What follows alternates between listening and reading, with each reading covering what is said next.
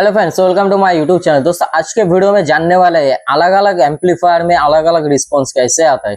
जैसे मान लीजिए आप ऑडियो टोन का एम्पलीफायर यूज कर रहे हो, same wattage, same damp factor, same to same output. अगर हम दूसरे एम्पलीफायर की बात करें, वो ATI Pro का कंपनी का हो और उसका भी सेम आउटपुट है, सेम वाटेज निकल रहा है, सेम डंपिंग फैक्टर है, हर एक चीज सेम है, फिर भी दोनों में डिफरेंस क्यों आता है? इसका रीजन आप लोगों को पता है? आप सोचते हो कि इस एम्पलीफायर पे भी मुझे जो मिल रहा है दूसरे एम्पलीफायर पे भी सेम आउटपुट, सेम रिस्पांस मिल रहा है। तो दोस्तों इसमें क्या होता है, दोनों एम्पलीफायर जब आप एक साथ चलाते हो तो दोनों में अलग अलग टाइप का रिस्पांस आप लोगों को देखने को मिल जाता है। लेकिन इसका रीजन क्या है, ये अलग अलग रिस्पांस क्यों आता है? दोस्तों मैंने एक वीडियो बनाया था कि एम्पलीफायर का जो भी आउटपुट होता है, अलग अलग एम्पलीफायर यूज करने पर क्या क्या प्रॉब्लम होता है। वो वीडियो अगर आप लोगों ने नहीं देखा है तो एंड स्क्रीन पे मैं लगा दूंगा, वो वीडियो भी आप लोग देख सकते हो। लेकिन आज का जो वीडियो है थोड़ा डिफरेंट है। वीडियो एंड तक देखोगे ना तो आपको एम्पलीफायर के बारे में जो भी क्वेश्चन रहेगा आज मैं पूरा क्लियर करने वाला हूँ आज के वीडियो के अंदर। तो वीडियो आप लोग एंड तक देखो तो मैं A to Z डिटेल्स आप लोगों को समझा देता हूँ बोर्ड के ऊपर। तो चलिए देखते हैं कैसे कि एम्पलीफायर में अलग अलग रिस्पांस आता है। दोस्तों आप मान के चलो किसी भी एम्पलीफायर का जो फ्रीक्वेंसी रिस्पांस दिया जाता है वो 20 हर्ट्ज से लेकर 20 किलो हर्ट्ज तक होता है।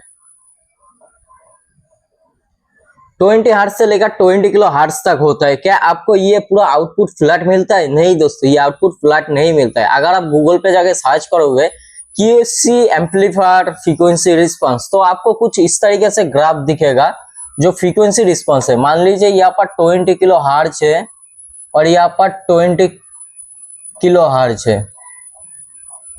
20 to 20 किलो हर्ट्ज के अंदर आपको कुछ इस टाइप का ग्राफ दिखेगा। यहाँ पर ये मान लीजिए यहाँ से हमारा फ्रीक्वेंसी स्टार्ट हो रहा है, तो हमारा जो ग्राफ बनेगा वो कुछ इस तरीके से बनेगा।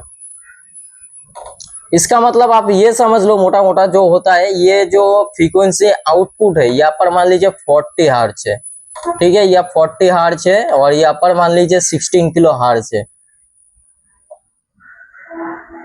16 किलो हर्ट्ज है। तो इसमें क्या होगा दोस्तों, इसमें जो एम्पलीफायर का आउटपुट होता है 40 हर्ट्ज के नीचे का आउटपुट आपको थोड़ा थोड़ा डाउन मिलेगा। 16 किलो हर्ट्ज के बाद आउटपुट आपको थोड़ा थोड़ा डाउन मिलेगा। इसके बीच में जो भी फ्रीक्वेंसी है इसका आउटपुट आपको मतलब एकदम 100% मिलेगा। मान लीजिए एम्पलीफायर का 4 ओम आउटपुट है 1000 वाट, तो आपको ये 40 हर्ट्ज से लेकर 16 किलो हर्ट्ज तक आपको 1000 वाट ही मिलेगा। लेकिन दोस्तों ये जो डाउन हो रहा है यहाँ पर फ्रीक्वेंसी, यहाँ पर हो सके कि आपको 800 वाट मिले। इसके नीचे का फ्रीक्वेंसी पे 16 किलो हर्ट्ज के ऊपर का जो भी फ्रीक्वेंसी है इसके अंदर हो सकता है कि आपको 1800 वाट मिले। ठीक है दोस्तों, तो एम्पलीफायर का क्या होता है, एम्पलीफायर का जो फ्रीक्वेंसी होता है, ठीक है, ये फ्रीक्वेंसी फ्लैट नहीं होता। अगर आपको फ्लैट फ्रीक्वेंसी चाहिए तो इसका जो एम्पलीफायर होगा इसका प्राइस भी बहुत महंगा होगा, बहुत ही ज्यादा महंगा। जैसे कि आप मान के चलो QSC तो 40 हर्ट्ज तक आपको प्रॉपर दे रहा है, ठीक है, 40 हर्ट्ज के ऊपर से स्टार्ट हो रहा है। QSC का ग्राफ आप लोग देख सकते हो। क्राउन जो होता है पूरा फ्लैट होता है। लेकिन क्राउन का एक जो डिसएडवांटेज है ये है, क्राउन का एम्पलीफायर जो है ना वो JBL के साथ बहुत अच्छा परफॉर्मेंस करता है, लेकिन दोस्तों अदर्स जो है ना, अदर्स ब्रांड के साथ उतना अच्छा परफॉर्मेंस नहीं करता है। जो 100% रिजल्ट आना चाहिए वो रिजल्ट नहीं मिल पाता है क्राउन के एम्पलीफायर में। दोस्तों यहाँ पर क्या होता है, यहाँ पर आप लोग लैब ग्रुप एन में जा सकते हो। लैब ग्रुप एन हो गया, फिर आपका पावर सॉफ्ट हो गया। ये जो कंपनी है ना, इनका 20 हर्ट्ज से लेकर 20 किलो हर्ट्ज तक आपको पूरा एकदम फ्लैट आउटपुट देखने को मिल जाएगा। लेकिन उसी के ऊपर बात करें अगर लोकल ब्रांड, जैसे लोकल ब्रांड आप मान के चलो जैसे ऑडियो टोन हो गया, ATI Pro हो गया, ये लोग ना ये चीज को बताता नहीं है कितना आउटपुट, कहाँ से क्या आउटपुट निकल रहा है, कोई फ्रीक्वेंसी ग्राफ नहीं है, कुछ भी नहीं है। ठीक है दोस्तों, तो इनके एम्पलीफायर का आउटपुट के बारे में बता पाना मुश्किल है। लेकिन दोस्तों अगर आप एक अच्छे ब्रांड का एम्पलीफायर खरीदने के लिए जाओगे, अगर मैं मान के चलो आप बेस के लिए एम्पलीफायर ले रहे हो, तो उस टाइम पे आपको क्या देख के लेना चाहिए दोस्तों? जो बेस का एम्पलीफायर होता है, मान लीजिए बेस का जो हमारा फ्रीक्वेंसी होता है वो 30 हर्ट्ज से होता है, लेकिन हमारा क्या है ना, एक जो फ्रीक्वेंसी रेंज होता है वो 20 हर्ट्ज टू 20 किलो हर्ट्ज ही होता है। ठीक है दोस्तों, ये मान लीजिए 20 हर्ट्ज टू 20 किलो हर्ट्ज। तो यहाँ पर क्या करना चाहिए, क्या देख के लेना चाहिए, कम से कम ये जो फ्रीक्वेंसी का ग्राफ बनेगा इधर से जो डाउन वाला, ठीक है, आपको इधर चाहे 1 किलो हर्ट्ज तक आपको फ्लैट मिले, ठीक है, 1 किलो हर्ट्ज तक अगर फ्लैट मिलेगा तब भी चल जाएगा। लेकिन जो यहाँ पर ग्राफ बनेगा कम से कम 40 हर्ट्ज, कम से कम 40 हर्ट्ज, फिर उसके नीचे 30 हर्ट्ज भी होगा तब भी चलेगा। कम से कम ये डिसाइड करना है आपको कि 40 हर्ट्ज एम्पलीफायर के स्टार्ट हो रहा है जो बेस के लिए एम्पलीफायर है। लेकिन दोस्तों टॉप के लिए आप कोई भी एम्पलीफायर ले सकते हैं। यहाँ पर 20 की जगह 25 हर्ट्ज हो, 30 हर्ट्ज हो, 30 हर्ट्ज, 30 किलो हर्ट्ज हो, फिर भी चल जाएगा। टॉप के लिए अलग चीज है, ठीक है। लेकिन दोस्तों बेस के लिए एम्पलीफायर का जो फ्रीक्वेंसी रिस्पॉन्स है वो जितना नीचे से स्टार्ट होगा उतना बेहतरीन रिजल्ट आपको मिलेगा। लेकिन दोस्तों अभी टॉप के लिए क्या करना चाहिए, टॉप के लिए भी आप ले सकते हो, फ्लैट भी ले सकते हो, ये भी ले सकते हो 20 किलो हर्ट्ज। टॉप के लिए क्या है ना, टॉप का जो फ्रीक्वेंसी रिस्पॉन्स है कुछ जैसे कुछ एम्पलीफायर ऐसा होता है जो 20 किलो हर्ट्ज होता है, जैसे क्लास एबी का एम्पलीफायर में कुछ इस तरीके का फ्रीक्वेंसी रिस्पॉन्स रहता है कि ये यहाँ पर मान लीजिए 20 किलो हर्ट्ज है, फिर इधर से ऐसे थोड़ा थोड़ा करके बूस्ट होते रहता है, ठीक है, 20 किलो हर्ट्ज तक ये यहाँ पर बूस्ट होते रहता है। इसीलिए जो क्लास एबी का एम्पलीफायर है, ये एम्पलीफायर में आपको टेबल क्वालिटी अच्छा मिलता है। और एम्पलीफायर का कौन सा क्लास किस तरीके से काम करता है ये वीडियो अगर आपको देखना है तो एंड स्क्रीन पे मिल जाएगा। और दोस्तों बात यहाँ पर भी नहीं रुकता है, बात ये है कि दोस्तों हम अगर इतना पैसा लगा के एम्पलीफायर ले रहे हैं, जैसे एम्पलीफायर बहुत महंगा आता है, 50,000 60,000 का बेस का, अगर अच्छा थोड़ा बहुत एम्पलीफायर लेने चाहिए।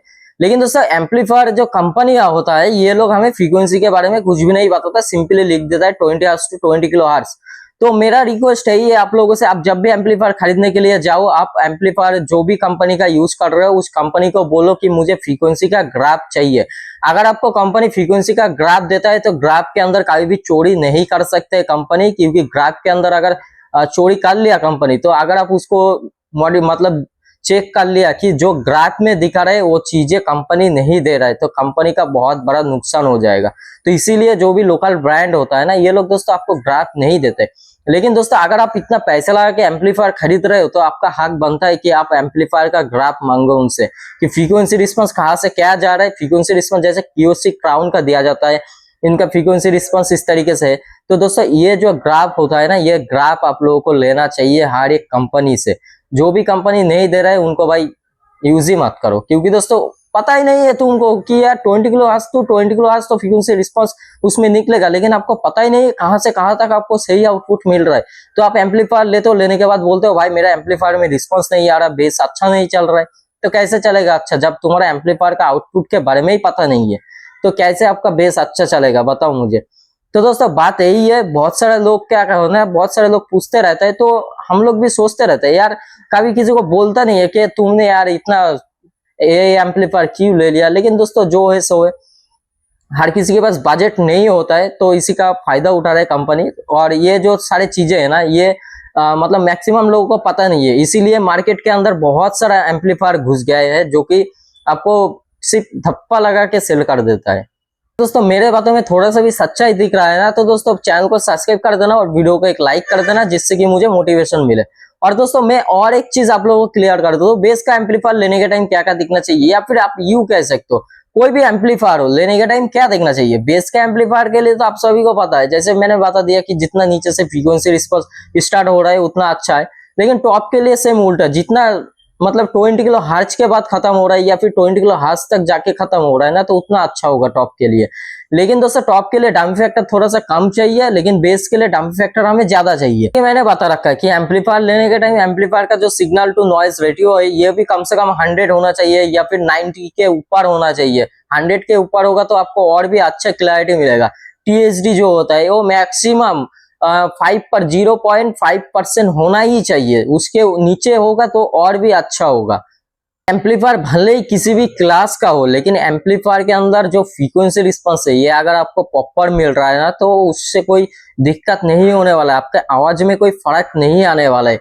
एम्पलीफायर का क्लास के वजह से आपको ये चीजें जरूर फर्क पड़ेगा कि आपका जो एसी लोड कंजप्शन होगा, जो करंट का कंजप्शन होगा ये बहुत ज्यादा होगा।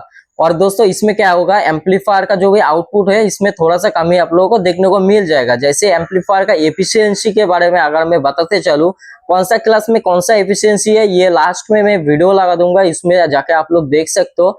लेकिन दोस्तों मैं ये बता दूं कि जो एम्पलीफायर का एफिशिएंसी है इसका काम क्या है और एफिशिएंसी की वजह से आपको क्या क्या समस्या हो सकता है। एम्पलीफायर का जो एफिशिएंसी होता है ये क्या काम करते हैं। एम्पलीफायर का एफिशिएंसी देखो, मान के चलो कि आपके पास एक क्लास एच का एम्पलीफायर है, उसका एफिशिएंसी है 75%।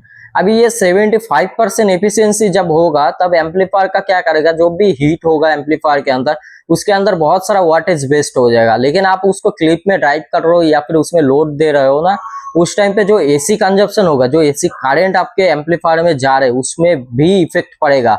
जैसे मान के चलो जो 75% इसका एफिशिएंसी है, बाकी 25% इसका जो आउटपुट है, इसका जो भी पावर है ये लॉस हो रहा है पूरा का पूरा। तो वो लॉस कवर अप तो करना चाहिए ना एम्पलीफायर को, कहीं से ना कहीं से कवर अप तो करेगा। तो वो कवर अप करने के लिए जो 25% एक्स्ट्रा एनर्जी एम्पलीफायर के अंदर तैयार होगा, वो एक्स्ट्रा एनर्जी के लिए उसको भी तो कहीं से एनर्जी चाहिए ना। तो वो एनर्जी लेने के लिए आपका जो इलेक्ट्रिक है इसके अंदर ज्यादा लोड आएगा। एम्पलीफायर जितना वाटेज का होगा उससे ज्यादा लोड ये खींचेगा। क्लास एच एम्पलीफायर में 20% लोड एक्स्ट्रा लेता है एम्पलीफायर एसी करंट के अंदर, जो भी आउटपुट दे रहा है आपको उससे ज्यादा। ठीक है दोस्तों, और जो क्लास डी एम्पलीफायर होता है, कभी भी ट्राई करना, जो क्लास डी एम्पलीफायर होता है ना वो कभी एक जेनसेट पे चलाना और दूसरी जगह पर उसी जेनसेट के ऊपर क्लास एस चला के देखना, तो आपको पता चल जाएगा दोनों में फर्क क्या है। और जो क्लास आई टेक्नोलॉजी का एम्पलीफायर होता है इसका एफिशिएंसी 100% आप कह सकते हो कि इसका एफिशिएंसी बहुत ही अच्छा होता है। क्लास आई टेक्नोलॉजी के बारे में मैंने बताया नहीं था, फिर भी मैं आप लोगों को बता देता हूँ। जो क्लास आई टेक्नोलॉजी है उसका जो भी एम्पलीफायर का काम किया जाता है ये ज्यादातर उसका एसी कंजप्शन के ऊपर किया जाता है, कि इसका जितना लोड है एम्पलीफायर का, जितना आउटपुट है उससे कम करंट खींच के उसका जो भी आउटपुट है वो निकाल दे, ये होता है क्लास आई टेक्नोलॉजी। तो इस वीडियो के थ्रू मैं आप लोगों को समझाया पाया कि एम्पलीफायर का एफिशिएंसी या फिर एम्पलीफायर, हर एक एम्पलीफायर क्यों अलग अलग रिस्पॉन्स करता है इसके बारे में। और दोस्तों ये वीडियो भी आप बेस सीरीज के अंदर मान सकते हो। तो चलिए मिलते हैं नेक्स्ट वीडियो के लिए, तब तक bye bye, love you all.